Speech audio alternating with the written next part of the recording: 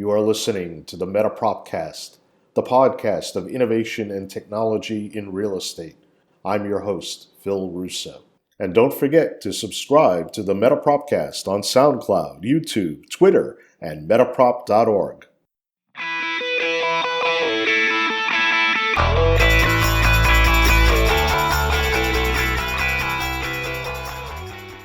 You are listening to the MetaPropCast, the podcast of innovation in real estate technology. Our guest today, January 10th, 2017, is Caren Maio, CEO and co-founder of Nestio. Hi, Caren. Hi there, Philip. How are you? I'm great, thank you. Tell me, what is Nestio? Nestio is the industry's leading leasing management and marketing automation platform for the multifamily industry, specifically on the residential side. Now, it sounds to me like there are a lot of companies doing something like that. What differentiates Nestio? Really what differentiates Nestio is we focus quite heavily on sort of the back-end piece when it comes to real estate professionals, which we define as, our core customer segments: landlords, management companies, fee managers, and brokerage firms, where we focus specifically on the residential piece. We've sort of largely focus on rentals for the majority of the company's life. And, we really seek to spend a lot of time with our customer segments to get them off of some of the offline systems they've been using previously: spreadsheets, old school databases, fax machines in some instances, if you can believe it, to really streamline their workflow so that when it comes to managing and marketing their properties across their respective channels, be it listing websites, communicating with brokers, communicating even with their own in-house teams, they're able to do that much more effectively. You were in advertising at the Wall Street Journal, a pretty old school place. How did you get from there to where you are now? It's a great question. So I think for me, I always knew that starting my own company would be something that would happen in the future. It was really just a matter of when and what I'd want to be working on. And, while I was at the Journal, I was fortunate where I was able to sell into many different categories. I started off in financial and sort of insurance-based clients, and then I soon took on luxury, international. I touched real estate as well, and I spent a lot of time just kind of honing my sales chops, learning more just about sort of how a large brand like the Wall Street Journal not only is built but gets maintained. And it was a fantastic experience. But again, I always knew that in my heart of hearts, I wanted to build something from scratch. And, I spent a lot of time talking to folks sort of in the tech world and the tech community in New York. I spent a lot of time, I joke around that my co-founder and I co-founder dated before we got co-founder married. And what I mean by that is that we just spent a lot of time getting to know each other. And he and I both coalesced around the idea, the fact that the real estate industry, particularly, initially for apartment hunters, was pretty broken. It was very difficult to find a place to live. It was a very disorganized, sort of harried process. And we were both really passionate about making it better. And when at that point, I kind of keyed in on the industry that was really interesting to me, a potential solution, and then the early beginnings of a team, that's when I knew it was the time to move on, take a leap, and start something from scratch. In doing that, you obviously gained a lot of experience in marketing from the Journal, and it must be very different at Nestio. How did that experience relate to what you're doing now as far as marketing? It's a great question. Yeah, I think it was pretty sobering, the first year or two, sometimes even now, right, of starting the company, going from a big established brand and corporation, frankly, right, to a small, nimble team and startup. There are tons of small differences. There are obviously bigger differences. I think the biggest thing for me that I took away almost immediately from leaving the Journal is, wow, there's so much more ownership now, right? The good, the bad, the ugly, right? My wins are my wins, but my losses are also my losses, right? Like we're building everything from scratch, and it's hard sometimes not to, I want to say take things personally, but almost beat yourself up where you feel like, wow, I have so much ownership. When things go well, it feels great. But when, sometimes things take longer than you thought, or it doesn't go exactly according to plan, I think it's easy to say, wow, well, I can't blame anyone but me. I'd say with regard to your specific question around marketing, I think, my time at the Journal, I was also at Nike before that, out of their satellite office in New York. I was able to really get a sense from working at those two companies how brands are maintained, how brands maintain the excitement even internally, not just externally with their actual teams and employees, how they keep them really excited. And, I think what it enabled me to do was start to reverse engineer and say, okay, well, how do I create that level of excitement and maintain it with just the kernel of an idea or the seed of an idea?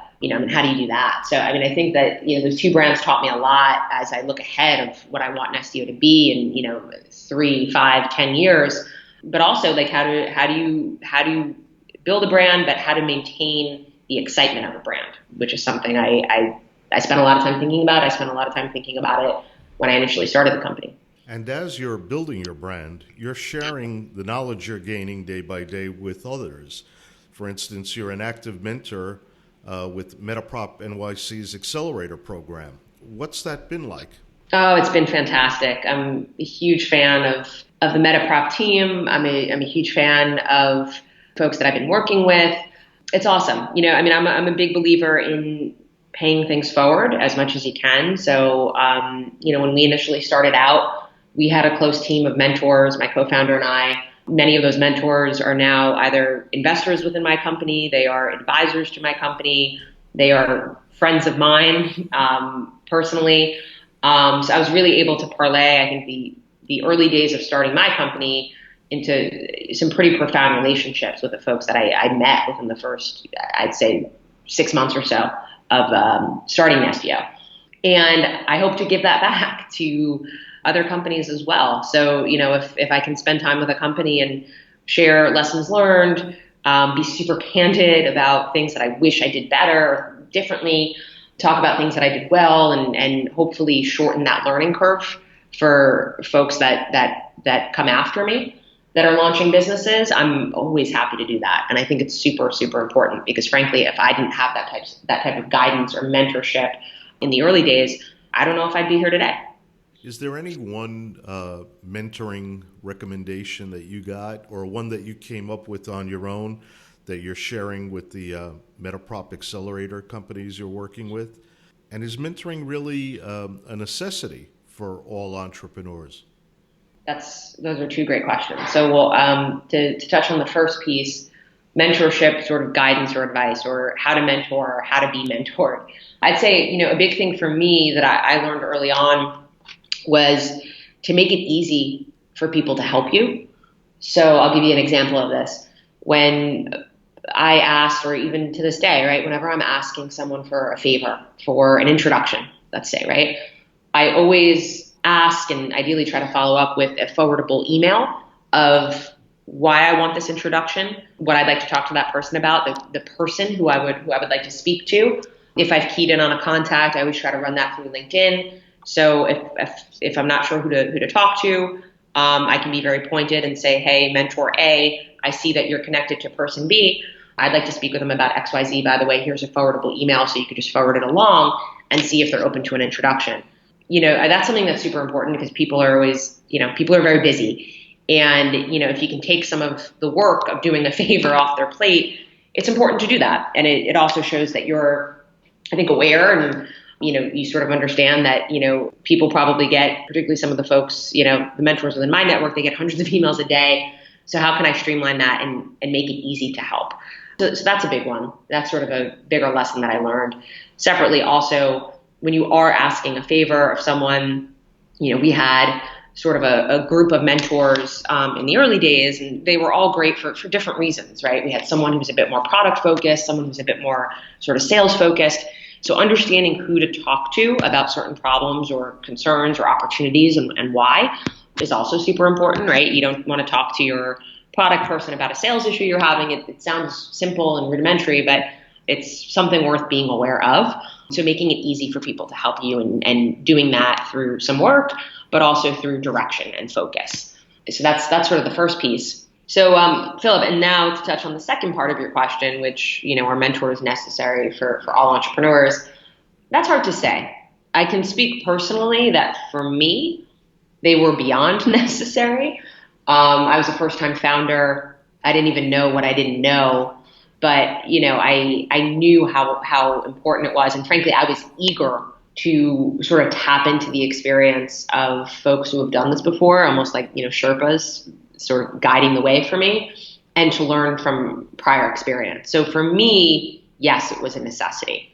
I will say part of what is very important when you're surrounding yourself with mentors, advisors, whatever you want to call them, or however you're sort of leveraging these, smart people in the room around you, is, to again, be very focused about your asks, to sort of leverage those mentors effectively so that it's not a waste of your time, it's not a waste of theirs, and to really be open to that type of feedback. So, again, like when you're thinking about, bringing on a mentor or working with someone a little bit more closely, it's really important to have that focus. And, again, for me, it was critical, and also being able to digest those data points as exactly what they are, right? Data points. So not having a mentor run your business, but leveraging their experience in a really targeted, focused way, and making it easy for those folks to help you. So, I mean, again, I can't stress enough the importance of mentors, but it's important that it's a tool, and they are resources at your disposal that you use correctly and respectfully, and all of that. You are listening to the MetaPropCast. I'm your host, Phil Russo. We're speaking today with Caren Maio, CEO and co-founder of Nestio. Caren, vis-a-vis Nestio, why is it that residential real estate seems to be adopting technology so much faster than commercial real estate or other real estate sectors? Yeah, it's funny. If you were to compare residential against commercial, it seems faster, right? But then when you compare residential, commercial, when you compare real estate, the real estate category against other industries, it's, there's a world of difference, right? And we're still, for many other industries, if they were to look at real estate, it still seems like we're stuck in the Stone Ages. So I suppose it's all relative, right? But I will say, with regards to my own clients and prospective clients, folks that I talk to on a daily basis, I'd say that there are a couple of things and a couple of trends that they're seeing and that we're seeing that's getting them to sort of pick their heads up and say, oh, wow, like we should start paying closer attention to technology and some of the advancements being made. I'd say just as a first point here, new construction has had a pretty profound effect on the way that people think about differentiating themselves. So what I mean by that is, when we first started the company, and, again, we were initially doing something a bit different, a bit more consumer focused, but, we pivoted and evolved the mission about 3 years ago. When I was initially calling on these landlords, fee managers, brokers about 3 years back, it was almost like, well, if it ain't broke, right? So it's like they had these systems, some of them were old school, they were siloed, they didn't function correctly. I'm still getting my apartments rented, right? I'm still getting my inventory out there and closing deals. Whereas now, a lot of folks are looking around and they're saying, wow, there's new construction happening to the north of me, to the south of me, to the east of me, to the west of me. And there's, there are new buildings coming online, and they, I sort of run the risk of them out amenitizing me, out marketing me, sort of out pricing me. And folks are starting to become more aware of, wow, okay, it's not sort of just set it and forget it anymore. I need to start being a bit more proactive as far as the enhancements I can make to my workflow, to my marketing efforts, to give myself a leg up to compete. So that's sort of a pretty big change. I also think that consumers are demanding more of the professionals that they work with. There are a lot more options now. And I think consumers are starting to, turn back to the professionals they work with, be it a broker, a fee manager, or a landlord directly. And, as a consumer, I have my smartphone open. I'm able to run searches from my mobile device, yet I still have to call my landlord, right, to schedule an appointment, or prospective landlord to schedule an appointment. I still have to fax an application in. There's certain things that haven't been fully adopted in a widespread way by the majority of landlords, fee managers, and brokers, where there's this disconnect. Thirdly, I'd say the professionals themselves are starting to see the benefits of tech innovation in their personal lives, right? Like if I'm a big landlord or a big developer, maybe I take an Uber to work, or maybe I have the latest iPhone, right, or a new iPad, and I use that for my personal use. And I'm saying, wow, there's this disconnect, but I'm still on this old school either DOS-based system, or I'm running Excel for my inventory reports. There's a disconnect between how I use technology personally versus the way my business is leveraging it professionally. So people are starting to view those gaps and really view them as issues. So I'd say those three things, at least from my standpoint, are why residential professionals are starting to adopt and review and assess new advancements in technology, largely to stay ahead, be more proactive, and then also to answer some of these calls from some of their clients to make sure that they're staying competitive. I can't speak to the commercial side of things, but again, from the residential side, I'm very pleased. A lot of the folks that we called on a few years back are, now 3 years later, it's a totally different world, and they're more engaged, and they're rolling up their sleeves, and they're turning to companies like mine and saying, tell me what I can do to stay ahead. So rather than saying, no, we're good, click, hang up the phone, they're way more receptive than they ever were to looking at new products and sort of new pieces of functionality or new companies that can really enhance their workflow. Let's talk a little about leadership. Woman CEO, is that still a thing? Depends how you define thing. I think, for me, I've been able to extract a lot of benefits from being a female CEO, and largely what I mean by that is through camaraderie with other female CEOs. I think, I've been fortunate where I've had a really close group of a lot of my early mentors, advisors, even investors in the company were female. And a lot of the sort of fellow founders who I've been able to build relationships with in New York, in other cities, folks that have started their companies around the same time that I have, there's just been this sort of unspoken bond and this camaraderie. And I think women in the workplace have moved away from that sort of competitive culture. They're moving much closer to a more collaborative one, which again, as a female CEO, enables me to extract a lot from that. I can build really great relationships. I can lean on some of these mentors and fellow founders, and speak openly with them. I can build friendships. It's been a plus for me and the relationships that I've been able to build. But yeah, I'm sure for some it's a thing. I'm sure maybe I've been naive or ignorant to the fact that it's been a thing for me. But I just try not to dwell on it. I think for me, like the biggest thing is, yes, I'm a female. Yes, it's historically been a male-dominated industry of real estate, even in tech, right? So you sort of have that sort of two pieces at play. I just try, for better or for worse, I try not to view it as negative, try to get down about it. I just try to focus and figure out how can I build better relationships? How can I build the best possible company that I can? And recruit, the most talented folks around me. And that leads me to my last question for you at Nestio. What is Nestio's next big thing? Our next big thing, really for Nestio, our vision is to, transform the lives of our customers. And, as I mentioned, residential landlords, fee managers, brokers, really give them a platform and tools to make their jobs easier, to make them more effective, to make, them look like A players and not, have a whole outpouring of extra effort, enable them to be more efficient. And I think what I'm really excited about, a lot of the work that I've done since we started the company, a lot of the work that I'll continue to do in this upcoming year is really just get close to our customers, to our prospective customers, and spend more time with them, understanding how they're using the product today, understanding some enhancements that they're looking to make to their workflow, what their goals are, and then spotting opportunities within that.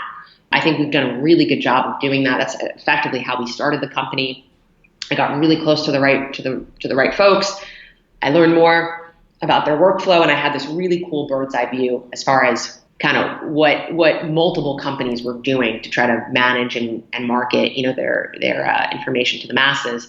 And I'm just looking forward to continuing to do that and spot more opportunities there. We've seen a lot of opportunity in the way folks market their information, the way folks present their own brand online, be it their own website, their listings on other websites, their email communications to broker partners and internal partners, et cetera. So we've we've launched a lot of different types of product to cater to that workflow, and I'm just looking forward to more of it.